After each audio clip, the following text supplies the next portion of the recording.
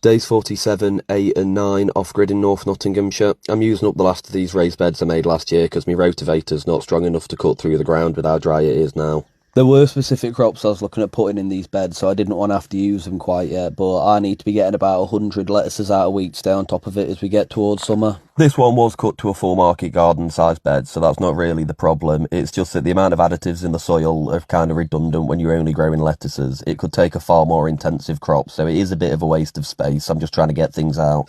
I didn't even try the next day, to be honest with you. After my deliveries, me and Rhea went into the town and got pissed by the river. But then the following day, the rotavator was actually ready, and I did this absolutely hanging out of my arse, and with the pace of it, it'd have got on Sisyphus's tits, mate, I swear to fucking God. Turns out my rotavator not being powerful enough wasn't the issue. The ground's just got that hard that the blades can't get into it. So if I made 2mm of depth on each strike, I'd be very surprised with myself. I spent about 8 hours doing nothing but rotavating, and I only got 1/4 of an acre perfect. This is enough planting space for me for about a week, but it's not a long-term solution. I also got another 1/4 acre just scarified out, where I've killed all the organic matter and used the blades just to turn up the roots. This is no good for planting yet, but the plan here is to get it wet enough that the blades will actually be able to turn through it again.